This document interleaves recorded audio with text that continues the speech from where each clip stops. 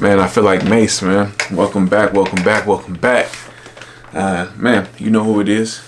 Your boy Poseidon Soundz, aka TheGreat down in Mob. You know what it is. We finally back at it. Man, it's been since I actually finished the studio. I did a vlog showing that. A lot of things have changed. I've been getting back to it now. At least the vlogs, I'm finally getting back to it. Since I opened up the studio, business has actually been good. I've been getting steady clientele, and I've also been working on my own projects, so I've been mostly mixing and getting that stuff out. I have some new equipment, new mic. I already shot the video about the Manley mic, but I just wanted to kind of give an update on what I'm doing right now.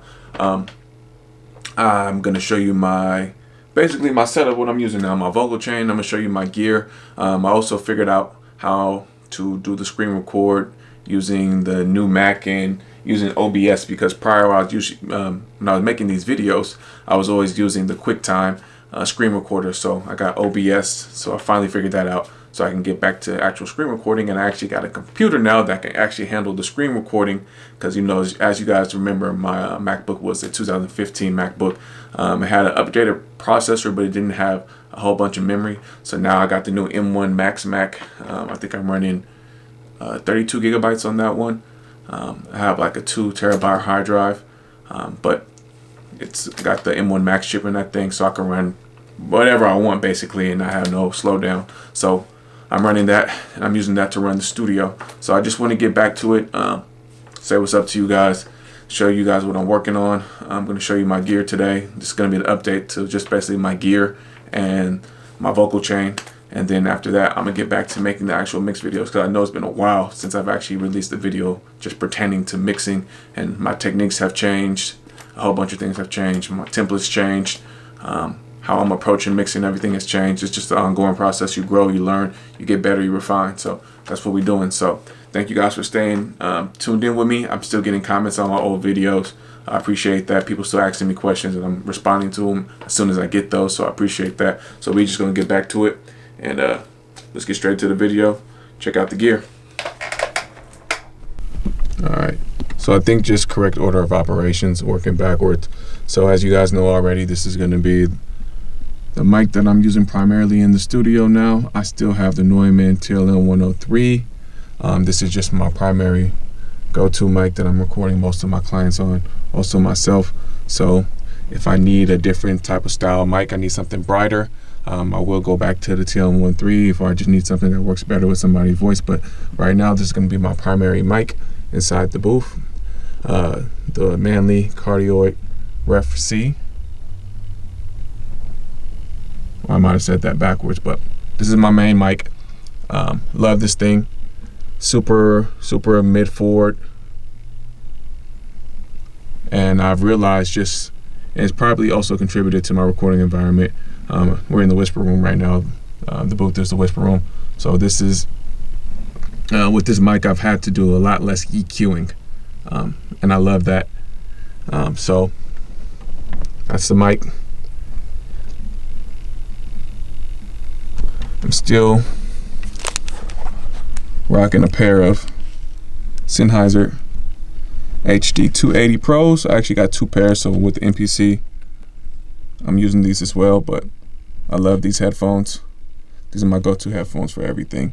I don't mix in these. I make beats in them, but if I'm mixing, I'll grab like a pair of open backs, which I don't have yet because I'm using my main monitors to mix still.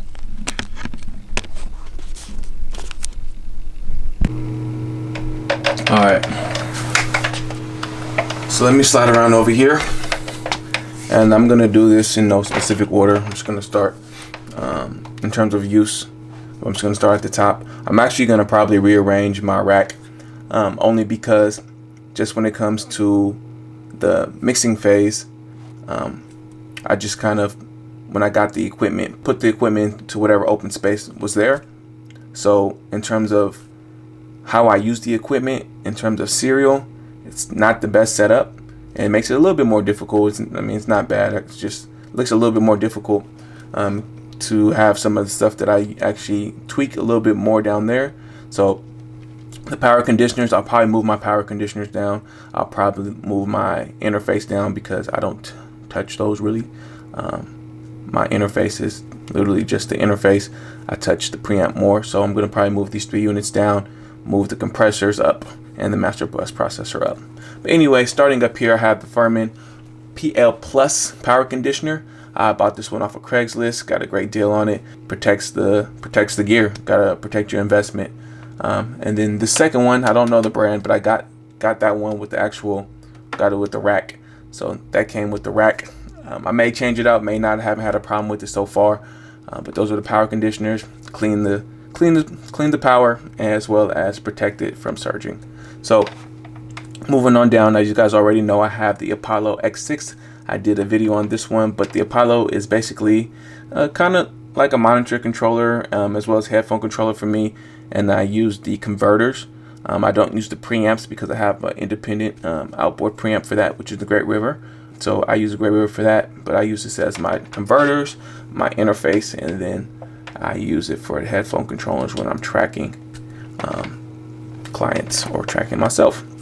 Then moving on down, we have the Distressor. The Distressor was my first outboard compressor, and I love this thing.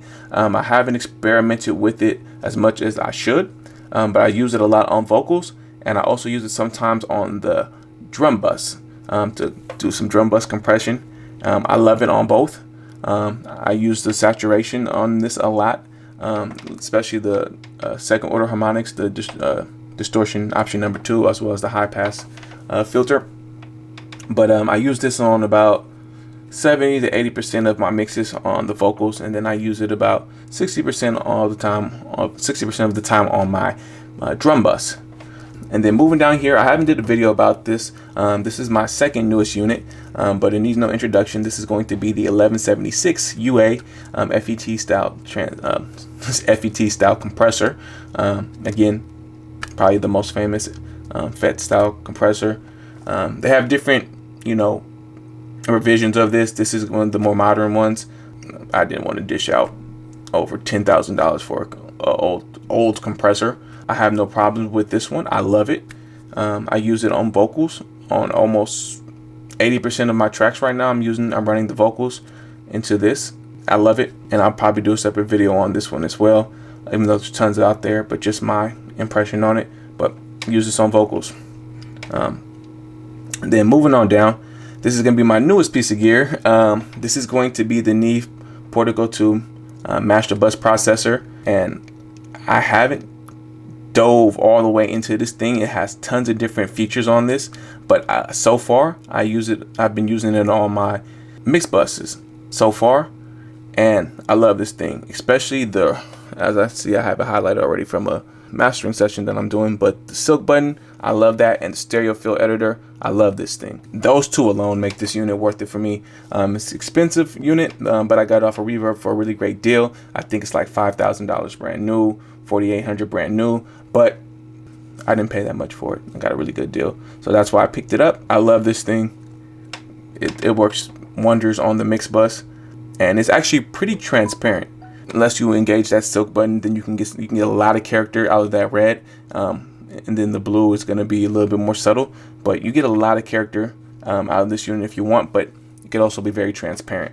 So that's probably my favorite piece of gear right now. Again, it's the newest, so it's new shiny toy, right?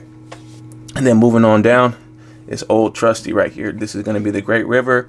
I believe the model is going to be ME1NV. This is my first piece of outboard gear. I've had this for a while now. I'm using this with the Manley, so coming out of the Manley, going into the Great River to the Apollo X6, and then the Apollo X6 to Pro Tools. I can get tons of saturation out of this if I drive the gain and back off the output level, or I can run it really clean by upping the output level and backing off the gain structuring it properly, and you have a couple of other options on here. Just that would affect the sound, give it a little bit more distinct character as well. Love that thing. I'm gonna have it forever. So yeah, that's my current rack, and I'm using the majority of these things in my actual mixing process as well as tracking process. And now moving on up here, you guys know what these are. These are the Yamaha HS8s. I've had these as my main monitors for a while now. I'm really considering upgrading my monitors. just because I kind of want to see what else is out there. I'm used to these and I like the sound that I can get from these and the efficiency of how I can get a good mix going. And again, this is a new room that I have as well, but it's really well treated, minus I need to get a clout. But I just want to try something different just to see what else is out there. So I'm gonna hang on these for a while. I'm gonna keep these, but I'm also gonna probably be looking to upgrade soon. So if you guys have any recommendations on where I should be probably trying to go from the HS8s, leave it in the description. Sorry, leave a comment below. Send me a message and tell me what you guys are using. And then I just wanted to let you see I have the new MacBook Pro, and let's see if you guys can see. So I'm running an Apple M1 Max, 10 cores, 32 gigabytes, and I believe 2 terabytes of storage. So yeah, that is my current setup. So there we have it. That is my vocal chain as well as my outboard gear that I use in mixing. So I just want to say thank you again. If you like this video, you can find any of my previous videos helpful, I would appreciate it, really appreciate it if you guys can hit that subscribe, leave a comment, leave a like, leave a dislike, just comment on it or interact with it is what I mean to say. But yeah, if you guys have any questions, guys, let me know what monitors are you using, because I think that's going to be my next upgrade. It's going to be the monitors. So let me know what type of monitors you're using. You guys have any questions about any of the gear that I showed you, or any comments on any of that, please let me know. I thank you guys for tuning in, and we're going to get back to it more steady. And I said that a couple of times, but I mean it this time. So let's get to it. Thanks for tuning in. Till the next time.